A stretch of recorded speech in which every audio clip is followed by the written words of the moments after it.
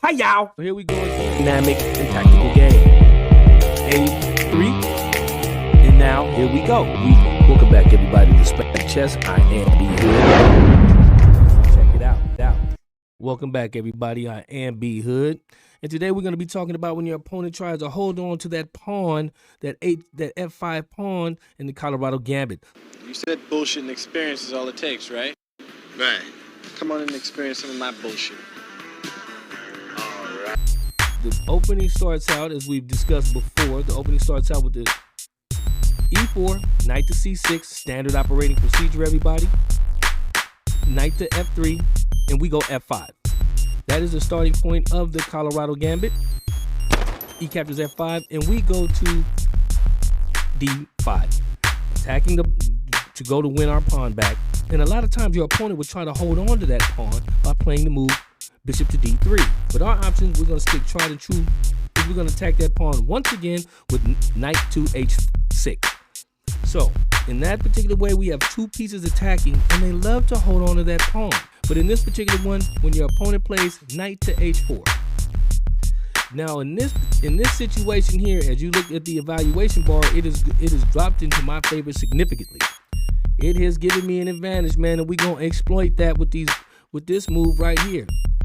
E5, the en passant on the pawn on F5 and attacking the knight on H4. But see, they have a sneaky move. They think we're gonna fall for the cheap trick of that queen to H5 check. Yes, you know what it is, don't you, boy? Check. Queen to H5 check is what my opponent does in this particular game. But here's the key. This was the reason for the move of knight to H6, because we're gonna block that check with the knight. Knight to F7. We have a couple of winning chances. So he makes a blunder move of knight to G6. And as you can see by the evaluation bar on the left side of the screen, it has gone up significantly. But him trying to hold on to this goddamn F5 pawn. The shit's chess, it ain't checkers. Let me get that, man. Let me get that. What is he gonna do here? So now he said, oh man, I messed up. Gave up a piece. He's thinking he sacrificed the piece to gain advantage or initiative, which he hasn't. Queen captures G6, and now whoop to H6. Get your broad up out of here, man. He only has a couple of good moves with really 2 squares here and here. He has no other options here. There's no other options here. Okay, so what does he choose to do? He goes queen to G3. So now we're going to expand in the center. And again, E4. So what you see is I have all my pieces are good attacking lines. Bishop to D6, he'd be one getting the queen out of there. I'm not worried about him taking the knight or anything. None of that stuff matters. So he must do something with the bishop. And what does he choose to do? He chooses to go bishop to D5 and pin my knight. Now he's moved that piece 2 different times without moving his other pieces. Look, he still has all his pieces back here. All his pieces back here, they still in the hood. And No other game is run so disorganized. what was this dude thinking? So I go ahead and take my pawn back. Not a big deal. We could trade out from here. I still have a lot of winning potential here. And he goes bishop captures C6. But seeing as though he has all 3 pieces over here, all his 3 pieces over here, why swing my rook? Why swing my rook over here? No, that doesn't do very well. I want to keep my rook over on this side because apparently I know he's going to capture. He's going to castle on the king side. Now I'm saying this now. Of course, I did think this when we were playing live when we played the game. Who gives a fuck what you think? This is not something that I had to look at and say, oh, maybe. So let's go here. Let's go again. Let's see what he does. What I do. I capture with B captures C6. I want to remind you guys that are watching right now that in this particular opening of the Colorado Gambit, your king will remain in the center. Say what? But don't be afraid. Don't worry about it. He will not be able to exploit that immediately. So you continue with your attack and watch what he does. He wants to fortify his king, doesn't he?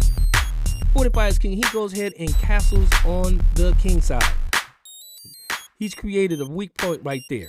That's a weak point right there. I have a rook over here, which attacking lines here. It's just gonna get very bad.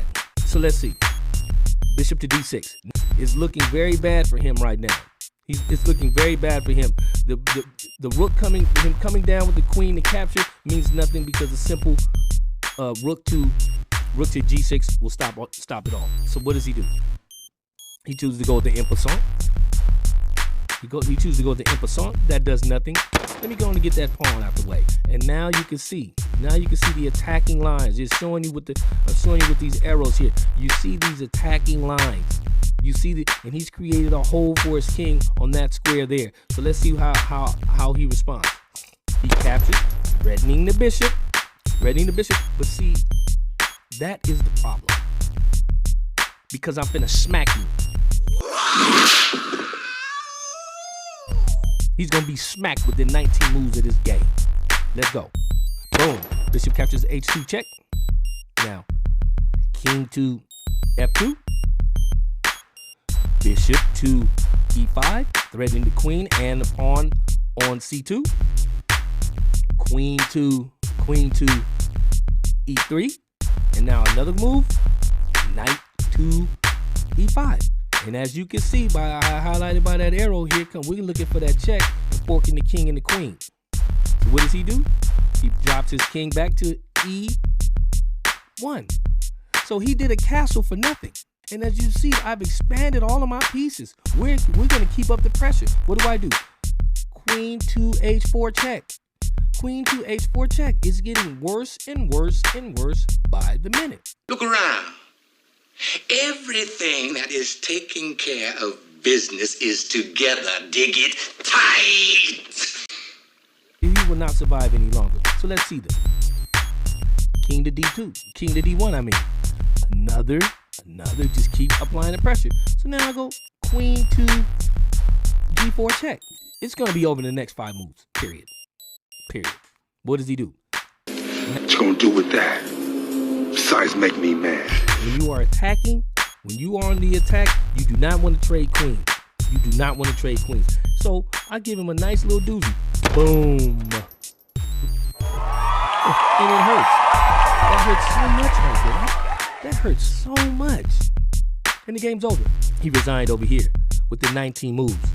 So this shows you the deadliness of the Colorado Gambit from the Nimzowitsch Defense and what can happen if your opponent tries to hold on to that pawn with bishop to d3, knight to h4. Let's take you whooping like a man. So thank you for watching. I am B Hood. Thank you for watching. This is SPANK'UM Chess, and feel free to like, subscribe, and leave a comment. And I'll see you next time. Peace out. Hi y'all. Here we go again. Dynamic and tactical game. A3. And now, here we go. Welcome back, everybody, to SPANK'UM Chess. I am B Hood.